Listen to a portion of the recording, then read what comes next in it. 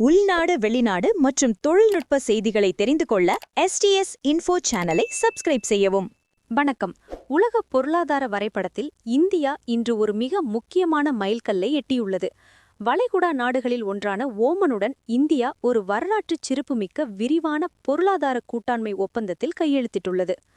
America போன்ற வளர்ந்த நாடுகளுடன் வர்த்தக போர் மேகங்கள் சூழ்ந்துள்ள நிலையில் இந்தியா தனது வர்த்தக பாதையை மத்திய கிழக்கு நாடுகளை நோக்கி தீவிரமாக திருப்பி வருகிறது. இந்த ஒப்பந்தம் வெறும் வர்த்தகம் சார்ந்தது மட்டுமல்ல, இது இந்தியாவின் வருங்கால பொருளாதார வளர்ச்சிக்கான ஒரு பெரும் வரைபடம். இந்த வீடியோவில் ஓமன் ஒப்பந்தத்தின் நுணுக்கங்கள், இதனால் இந்திய தொழில்துறையினருக்கு கிடைக்கப் போகும் நன்மைகள் மற்றும் அமெரிக்காவுடனான இந்தியாவின் தற்போதைய பதற்றமான சூழல் குறித்து விரிவாக பார்க்கப் போகிறோம். ஓமன் ஒப்பந்தம் ஒரு விரிவான பார்வை. மஸ்கட்டில் நடைபெற்ற இந்தியா ஓமன் வணிக உச்சி மாநாட்டில் பிரதமர் நரேந்திர மோடி இந்த அறிவிப்பை வெளியிட்டுள்ளார். இந்த ஒப்பந்தத்தின் மிக முக்கியமான அம்சம் என்னவென்றால், இந்தியா ஓமனுக்கு ஏற்றுமதி செய்யும் சுமார் 98% பொருட்களுக்கு இனி சுங்கவரி கிடையாது. எந்தெந்த துறைகள் பயன்பெறும்? ஜவுளித்துறை.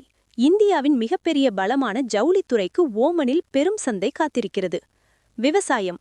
அரிசி, காய்கறிகள் மற்றும் பதப்படுத்தப்பட்ட உணவுப் பொருட்களுக்கு இனி வரி இருக்காது. தோல் பொருட்கள், ஆடை மற்றும் காலணி துறையில் உள்ள சிறு குறு நிறுவனங்களுக்கு இது வரப்பிரசாதம். பொறியியல் மற்றும் ஆட்டோமொபைல் துறை. இந்திய பொறியியல் தயாரிப்புகளுக்கு வளைகுடா நாடுகளில் மவுசு அதிகம். இந்த ஒப்பந்தம் அதை மேலும் வலுப்படுத்தும்.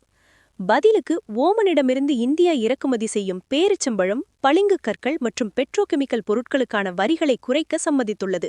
இது இரு நாடுகளுக்கும் இடையிலான கொடுத்தல் வாங்கல் உறவை சமநிலைப்படுத்துகிறது. பிரதமர் மோடியின் உரை மற்றும் அதன் முக்கியத்துவம்.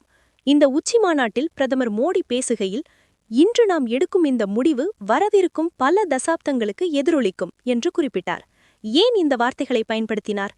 கடந்த 2024-25 நிதியாண்டில் மட்டும் இரு நாடுகளுக்கும் இடையிலான வர்த்தகம் $10.5 பில்லியன் இருந்தது. ஆனால் இந்த CEPA ஒப்பந்தம் அமலுக்கு வந்த பிறகு அடுத்த சில ஆண்டுகளில் இது இருமடங்காக உயரும் என்று எதிர்பார்க்கப்படுகிறது.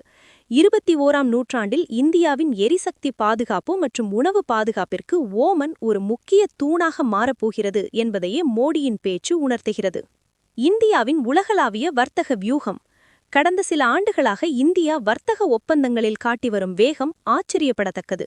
பிப்ரவரி 2021 மொரீஷியஸ், பிப்ரவரி 2022 ஐக்கிய அரபு அமீரகம் UAE, ஏப்ரல் 2022 ஆஸ்திரேலியா, பிப்ரவரி 2024 யூரோப்பிய சுதந்திர வர்த்தக சங்கம் EFTA, ஜூலை 2025 ஐக்கிய இராச்சியம் UK.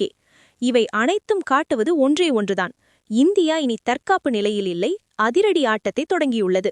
சீனாவுக்கு மாற்றாக உலக நாடுகள் இந்தியாவை திரும்பி பார்க்கும் இந்த வேளையில் வரிச் சலுகைகள் மூலம் இந்தியா தனது ஏற்றுமதியை அதிகரிக்க இந்தியா முயல்கிறது.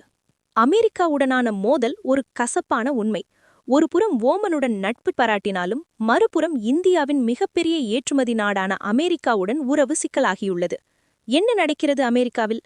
கடந்த ஆகஸ்ட் மாதம் அமெரிக்கா இந்திய பொருட்களுக்கு 50% சுங்கவரி விதித்தது.